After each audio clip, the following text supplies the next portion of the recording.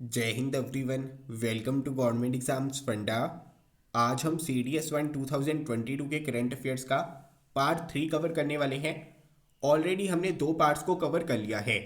Playlist बना दी गई है, उसके अंदर आपको प्रॉपर करंट अफेयर्स के सभी पार्ट मिल जाएंगे। अगर आप चैनल के ऊपर नए हैं तो मैं आपको इन्फॉर्म कर देना चाहता हूँ कि लास्ट टाइम CDS 2 2021 के अंदर 20 out of 20 current affairs government exam फंडा के कंटेंट से देखने को मिले थे। इसी वजह से चैनल को सब्सक्राइब जरूर कर लेना, नोटिफिकेशन बेल के ऊपर क्लिक जरूर कर देना। ऐसा ना हो किसी इंपॉर्टेंट वीडियो को आप यहां पर मिस कर बैठे। काफी इंपॉर्टेंट क्वेश्चंस आज हम कवर करने वाले हैं, लेकिन वीडियो शुरू करने से पहले आप सभी लोगों के लिए यहां पर क्विज है। करंट अफेयर्स का पार्ट 2 हमने कवर कर लिया था। आपको नीचे कमेंट बॉक्स में बताना है कि यूनाइटेड नेशंस जनरल असेंबली ने रिसेंटली कौन सी 3 कंट्रीज को ग्रेजुएट किया है। नेशनल ब्रेन रिसर्च सेंटर कहां पर देखने को मिलेगा। जो आपका प्रोजेक्ट स्वदेश है, इसका संबंध किसके साथ में है। अहरबल वाटरफॉल कौन से राज्य के अंदर देखने को मिलेंगे। इंडियन बायोजेट फ्यूल टेक्नोलॉजी को डेवलप किसके द्वारा किया गया है। इसके अलावा EWS रिजर्वेशन से संबंधित जो रिव्यू कमेटी आपकी फॉर्म की गई थी, उसे यहां पर हेड किसने किया था। कमेंट बॉक्स में सभी के आंसर मिलने चाहिए, क्योंकि अगर आप आंसर यहां पर नहीं लिखेंगे इसका मतलब है कि आप चीजों को रिकॉल यहां पर नहीं कर पा रहे। इसी चक्कर में एग्जाम में क्वेश्चन आपके गलत हो जाते हैं। कमेंट बॉक्स में सभी के आंसर मुझे दिखने चाहिए। तो चलिए बिना देर के करते हैं शुरू करंट अफेयर्स का पार्ट 3। सबसे पहला प्रश्न आज का हमारा है कि इंडियन आर्मी ने recently line of actual control के ऊपर हिरॉन ड्रोन्स को डिप्लॉय किया है। आपको यह बताना है कि भारत हिरॉन ड्रोन्स को कौन सी कंट्री से लेता है। काफी सिंपल प्रश्न है, इसके बारे में ऑलरेडी आपको पता होना चाहिए। पहले मैं आंसर बता देता हूं। आंसर इसका रहेगा इजराइल। देखिए, जो आपके हिरॉन ड्रोन्स है ना, इनका नया version line of actual control यानी कि जो आपका इंडिया चाइना बॉर्डर है उसके पास में डिप्लॉय किया गया है। क्योंकि जो हमारे पास में पुराने हिरॉन ड्रोन्स थे ना, उनकी रेंज कम थी, वो जो है विंटर में काम नहीं कर पाते थे। इसी वजह से जब लास्ट टाइम सर्दियों का मौसम आया था तो हमें यूनाइटेड स्टेट से प्रीडेटर ड्रोन्स भी लेने पड़े थे। लेकिन इस बार हमने क्या किया, हिरॉन ड्रोन्स के नए वर्जन को डिप्लॉय किया है, जो कि हर एक मौसम में काम करता है और उसकी रेंज भी ज्यादा है और यहां पर सैटेलाइट कम्युनिकेशन करने में भी वो समर्थ है। जबकि जो हमारा पिछले वाला हिरॉन ड्रोन था वो सैटेलाइट कम्युनिकेशन नहीं कर पाता था। ध्यान में रखना, हिरॉन ड्रोन्स भारत कौन सी कंट्री से लेता है, इजराइल से लेता है। हिरॉन ड्रोन्स को रिसेंटली डिप्लॉय किया गया था लाइन ऑफ एक्चुअल कंट्रोल के पास में, यानी इंडिया चाइना बॉर्डर के पास में, यानी आपके लद्दाख वाले रीजन में, जहां पर टेरेन जो है आपका काफी ज्यादा मुश्किल रहता है, जहां पर मौसम आपका विंटर्स के अंदर बहुत ज्यादा खराब रहता है। काफी इंपॉर्टेंट क्वेश्चन। तो चलिए आगे बढ़ते हैं। अगला प्रश्न हम यहां पर देखते हैं, वर्ल्ड एड्स डे आपका कब ऑब्जर्व किया जाता है। 1 दिसंबर को। देखिए, ये डे आपका काफी ज्यादा कॉमन हो चुका है। इसके ऊपर प्रश्न पूछा जाएगा उसके चांसेस कम हैं, लेकिन यहां पर जो आपके वर्ल्ड एड्स डे का थीम है ना, काफी इंपॉर्टेंट है। इसके ऊपर प्रश्न जो है पूछा जा सकता है। ध्यान में रखना, वर्ल्ड एड्स डे का थीम क्या था, एंड इनइक्वालिटीज एंड एड्स। काफी इंपॉर्टेंट क्वेश्चन है, आपके काम का क्वेश्चन है। तो चलिए आगे बढ़ते हैं। अगला प्रश्न है हमारा भारत से रिलेटेड। जो हमारा भारत देश है ये G20 ट्रॉयका का पार्ट बन चुका है। आपको पता है कि G20 के अंदर 19 कंट्रीज आपकी आती हैं, आपका यूरोपियन यूनियन आता है, लेकिन आप में से बहुत सारे बच्चों ने इस वर्ड को पहली बार सुना होगा, ट्रॉयका। ट्रॉयका का मतलब क्या है। देखिए, आपका जो G20 है ना, इसके अंदर हर एक वर्ष किसी ना किसी कंट्री के पास में प्रेसिडेंसी रहती है। यानी फिलहाल जो आपका ईयर चल रहा है, किसी ना किसी कंट्री के पास में प्रेसिडेंसी होगी। आने वाले ईयर के अंदर किसी कंट्री के पास में प्रेसिडेंसी होगी, और यहां पर पिछले साल किसी ना किसी कंट्री के पास में प्रेसिडेंसी रही होगी। तो यहां पर इन 3 कंट्रीज की ग्रुपिंग को हम क्या कहते हैं? ट्रॉयका कहते हैं। जैसे अगर हम 2022 की बात करें तो फिलहाल प्रेसिडेंसी किसके पास में है?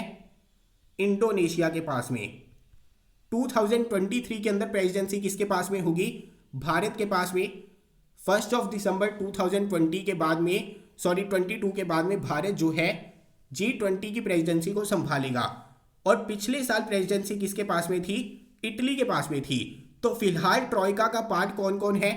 आपका इटली है, इंडोनेशिया है, इंडिया है। ध्यान में रखना, फिलहाल जिसके पास में प्रेसिडेंसी है, आने वाले वर्ष के अंदर जिसके पास में प्रेसिडेंसी होगी और पिछले साल जिसके पास में प्रेसिडेंसी थी, उन कंट्रीज की ग्रुपिंग को हम क्या कहते हैं? ट्रॉयका कहते हैं। और यहां पर भारत के पास में अगले वर्ष की प्रेसिडेंसी रहेगी। भारत जो है 1 दिसंबर 2022 के बाद से प्रेसिडेंसी को संभालेगा।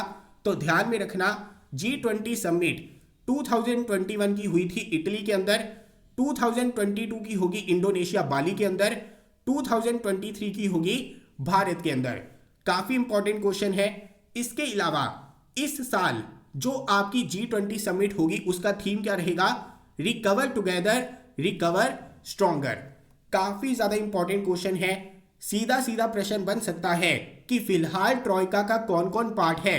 इटली पार्ट है, इंडोनेशिया पार्ट है, इंडिया पार्ट है। तो चलिए आगे बढ़ते हैं। आगे हम यहां पर बात करते हैं नेशनल पोल्यूशन कंट्रोल डे के बारे में, जिसे ऑब्जर्व किया जाता है दिसंबर 2 को। काफी इंपॉर्टेंट क्वेश्चन है, सीधा सीधा बन सकता है। जो आपके इंपॉर्टेंट डेज पूछे जाएंगे एग्जाम के अंदर, उनमें से ये आपका काफी ज्यादा इंपॉर्टेंट रहने वाला है। National pollution control day observe किया जाता है दिसंबर 2 को। किस वजह से? उन लोगों की याद के लिए जिन लोगों की जान चली गई थी भोपाल गैस ट्रेजेडी के अंदर। इसके अलावा एयर पोल्यूशन से होने वाले जो हैजर्ड्स हैं उनके रिगार्डिंग लोगों को यहां पर अवेयर किया जा सके, इस वजह से इस दिन को ऑब्जर्व किया जाता है। काफी इंपॉर्टेंट क्वेश्चन है।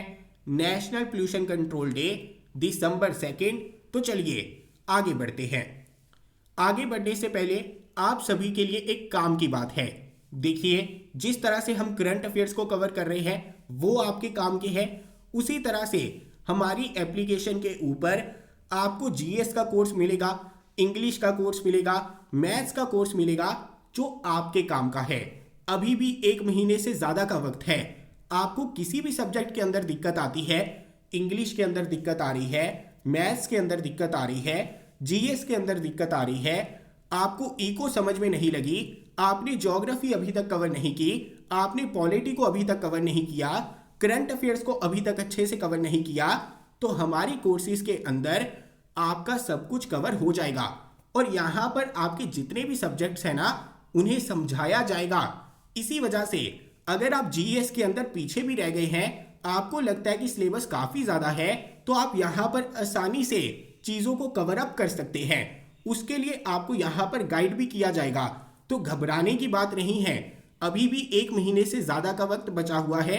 हमारी एप्लीकेशन के ऊपर जाना, जिस भी सब्जेक्ट के अंदर दिक्कत आ रही है उससे संबंधित कोर्स के अंदर एनरोल कर लीजिए। आपको गाइडेंस भी मिलेगी, आपको एक सपोर्ट भी मिलेगा कि किस तरह से इस एग्जाम को क्लियर करना है। इसके अलावा मैं आपको बता देना चाहता हूं कि अगर आपकी प्रेपरेशन यहां पर अच्छी चल रही है, आप प्रेपरेशन को कंप्लीट कर चुके हैं, लेकिन अभी तक आपने क्वेश्चंस को सॉल्व नहीं किया, तो मॉक टेस्ट सीरीज को हमने लॉन्च कर दिया है। देखिए, किसी भी एग्जाम को क्लियर करने के लिए मॉक टेस्ट की इंपॉर्टेंस काफी ज्यादा रहती है। जब तक आप क्वेश्चंस को सॉल्व नहीं करेंगे, मॉक टेस्ट सीरीज को सॉल्व नहीं करेंगे, तब तक आपको गलतियों का पता नहीं चलेगा और आप यहां पर इंप्रूव नहीं कर पाएंगे। तो सीडीएस से संबंधित किसी भी मदद के लिए आप हमारी एप्लीकेशन के ऊपर विजिट कर सकते हैं। एप्लीकेशन का लिंक मिल जाएगा डिस्क्रिप्शन में। और जो आपके कोर्सेज हैं उनके ऊपर भयंकर ऑफ चल रहा है, जाइए मजे से पढ़िए। तो चलिए आगे बढ़ते हैं। आगे हम यहां पर बात करते हैं एयर नेक्स्ट इनिशिएटिव के बारे में। काफी ज्यादा इंपॉर्टेंट क्वेश्चन आपका यहां से बन सकता है। एयर नेक्स्ट इनिशिएटिव की शुरुआत की है ऑल इंडिया रेडियो ने। आपका आजादी का अमृत महोत्सव चल रहा है, उसकी सेलिब्रेशंस के चलते ऑल इंडिया रेडियो ने इस इनिशिएटिव की शुरुआत की, जिसका फोकस रहने वाला है यंग टैलेंट के ऊपर, यानी जो भारत का युवा है उसके ऊपर। भारत के युवा को यहाँ पर रिप्रेजेंट भी किया जाएगा, उन्हें यहाँ पर प्रमोट भी किया जाएगा। एक्चुअल में आपके जितने भी शिक्षण संस्थान है ना, वहाँ से बच्चों को ऑल इंडिया रेडियो के ऊपर जब लाया जाएगा तो वो अपने विचारों को साझा करेंगे कि इन 75 ईयर्स में भारत ने क्या क्या प्रोग्रेस किया है, क्या क्या चीज़ें भारत के अंदर अच्छी हुई है। इसके अलावा आने वाले 25 ईयर्स के अंदर भारत किन चीज़ों के ऊपर फोकस कर सकता है। तो इस तरह की चीज़ें यहाँ पर रहने वाली हैं। एग्जाम पॉइंट ऑफ व्यू से क्वेश्चन बनेगा कि एयर नेक्स्ट इनिशिएटिव की शुरुआत किसने की है? ऑल इंडिया रेडियो ने की है। काफ़ी सिंपल चीज़ है, लेकिन एग्जाम के अंदर यह भी पूछा जा सकता है कि एयर नेक्स्ट इनिशिएटिव का फोकस किसके ऊपर रहने वाला है? फोकस रहने वाला है यंग टैलेंट के ऊपर, फोकस रहने वाला है युवा के ऊपर, यंग इंडिया के ऊपर। काफी इंपॉर्टेंट प्रश्न बनेगा। तो चलिए आगे बढ़ते हैं। आगे हम यहां पर बात करते हैं मेटोसिनोज मैनिफेस्टो के बारे में। काफी ज्यादा इंपॉर्टेंट प्रश्न आपका यहां से भी बन सकता है। मेटोसिनोज आपकी सिटी है पोर्टुगल के अंदर। इसी सिटी के अंदर आपकी यूरोपियन स्पेस एजेंसी की मीटिंग हुई थी। वहां पर मेटोसिनोज मैनिफेस्टो को अप्रूव कर दिया गया है। पहला प्रश्न आपका यहां पर यही बनेगा कि मेटोसिनोज मैनिफेस्टो का संबंध किसके साथ में है? इसका संबंध है यूरोपियन स्पेस एजेंसी के साथ में। यूरोपियन स्पेस एजेंसी के अंदर आपके 22 मेंबर स्टेट्स हैं। अभी मेटोसिनोज मैनिफेस्टो के अंदर फोकस किस चीज के ऊपर था? Focus on expanding space activities. समझने की कोशिश करते हैं। देखिए यहां पर जो आपका क्लाइमेट चेंज है ना, उसके ऊपर काफी ज्यादा फोकस था, क्योंकि क्लाइमेट चेंज के चलते यूरोप की काफी कंट्रीज के अंदर फ्लड देखने को मिले थे। वहां पर फॉरेस्ट फायर्स देखने को मिली थी, जिसकी वजह से यूरोप की काफी कंट्रीज के अंदर इकोनॉमिकली भी काफी ज्यादा नुकसान हुआ है। तो यहां पर यूरोपियन स्पेस एजेंसी का फोकस इस चीज के ऊपर है कि कैसे हम स्पेस की मदद से क्लाइमेट चेंज को रोक सकते हैं, कैसे स्पेस के एसेट्स के ऊपर काम किया जा सकता है, जिसकी वजह से लोगों की मदद यहां पर हो सके। तो यहां पर यूरोपियन स्पेस एजेंसी का फोकस है टूवर्ड्स एक्सपेंडिंग स्पेस एक्टिविटीज। काफी ज्यादा इंपॉर्टेंट प्रश्न बनेगा। मेटोसिनोज आपकी सिटी है पोर्टुगल के अंदर, और यहां पर यूरोपियन स्पेस एजेंसी ने इस मैनिफेस्टो को अप्रूव कर दिया है। तो चलिए आगे बढ़ते हैं।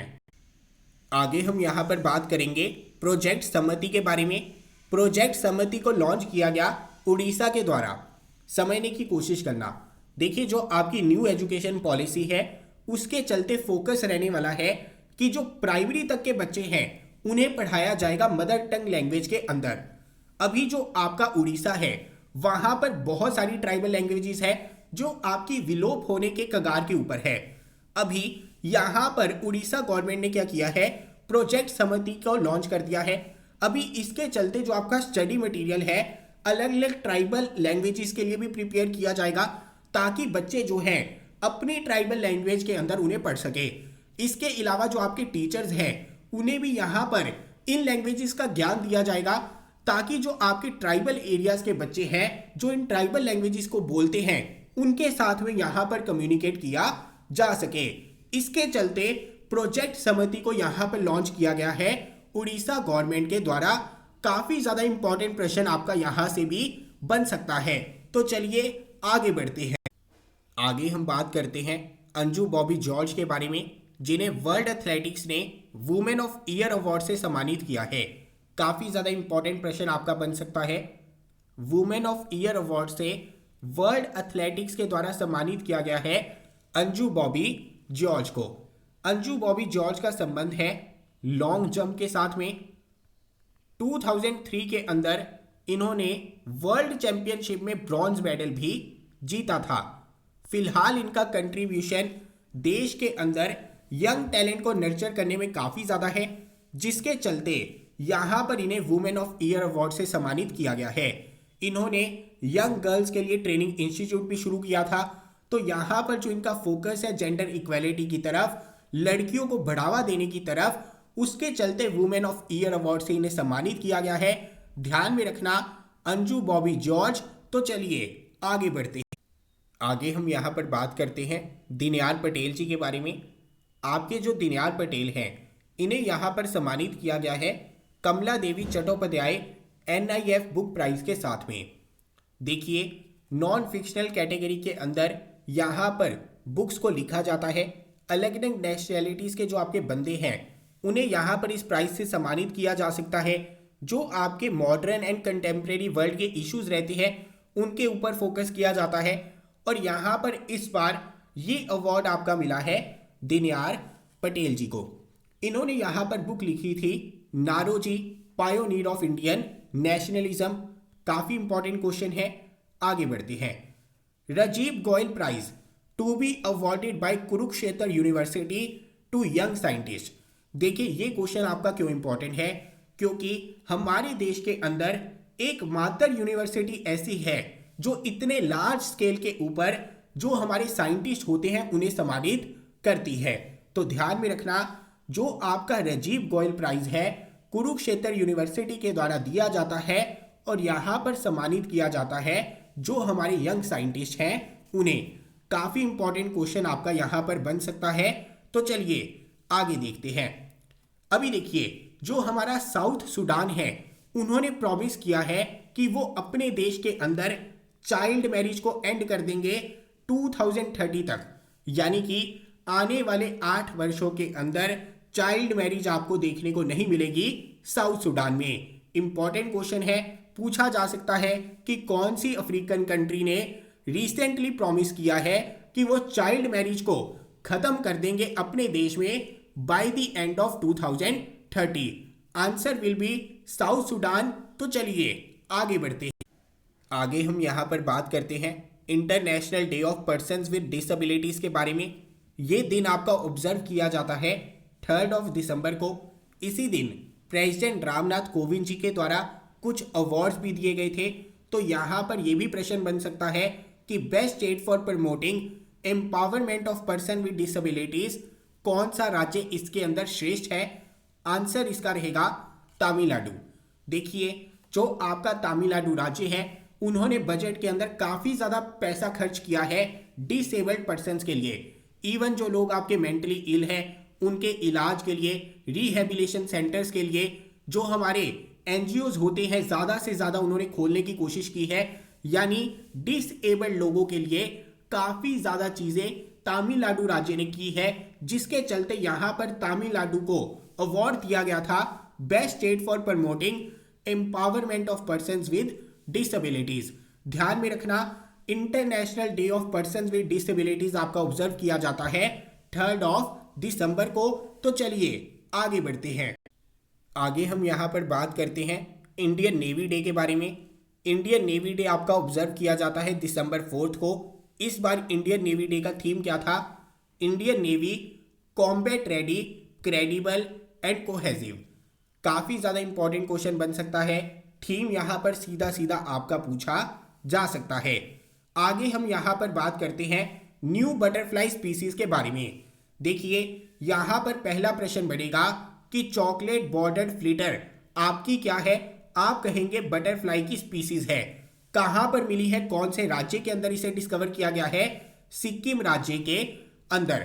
काफ़ी ज़्यादा इंपॉर्टेंट क्वेश्चन है।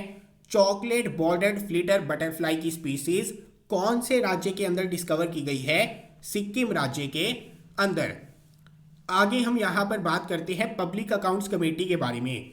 देखिए, जो आपकी पब्लिक अकाउंट्स कमेटी है, जो कि एक्चुअल में आपका पॉलिटी का टॉपिक है, उसके यहाँ पर 100 ईयर्स हो चुके हैं, क्योंकि 1921 में पब्लिक अकाउंट्स कमेटी की फॉर्मेशन की गई थी।